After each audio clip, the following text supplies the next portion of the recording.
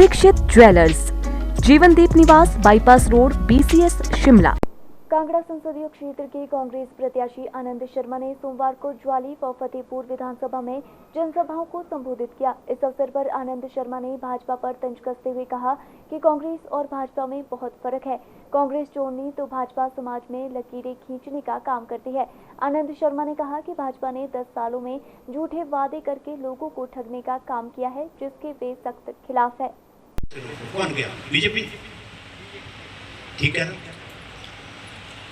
Election commission को कहा, पर हम कामयाब हो गए।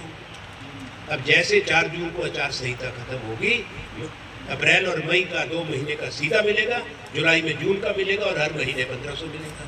तो 1500 नहीं मिल रहे, 1 लाख हो 1 साल का, जो कांग्रेस ने वचन दिया। ये जो कहते हैं जी हम कहेंगे, कहते हैं, करते हैं, इन्होंने जो कहा कुछ नहीं किया। मैनिफेस्टो उठा लो, पढ़ लो, पूछ लो। बाकी कुछ बातें याद रखना, विस्तार में बिल्कुल नहीं जाऊंगा। इनके गलत फैसलों से जो नुकसान हुआ, नोटबंदी को कभी मत भूलना, कभी मत।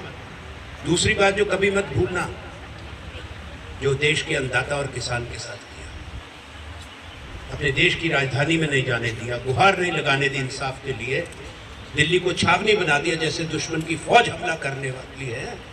सैकड़ों किसान मर गए, जैसे नोटबंदी में सैकड़ों भारतीय अपने पैसे की भीख मांगते हुए मर गए। और तीसरी आखिरी बात, जो पिछले साल हिमाचल के साथ अन्याय हुआ, हमको इतनी आपदा आई, हमारे सड़कें खत्म हो गई, पुल बह गए, पनबिजली योजनाओं को गहरा नुकसान हुआ, 500 से ऊपर लोगों की जानें गई, हजारों मकान खत्म हो गए। हिमाचल सरकार ने हिम्मत करके मुख्यमंत्री ठाकुर सुखविंदर सिंह सुक्खू, जो एक साधारण परिवार से, हमारे मंत्री और सारे विधायक लोगों की खिदमत के लिए आए, हिम्मत करके दिन रात लगे रहे। बल्कि सैलानी जो टूरिस्ट भी आए थे उनको भी निकाला दुर्गम स्थानों से। केंद्र सरकार ने हिमाचल को 1 पैसा नहीं दिया, 1 रुपया नहीं दिया। हिमाचल की सरकार ने अपने साधनों से दिया। 7 लाख रुपए मकान बनाने का दिया, पहले 1.5 लाख रुपए मिलता था। और ये कर्जा ही हिमाचल को छोड़ के गए थे। अब जब आएंगे, इन 3 बातों को याद रखना।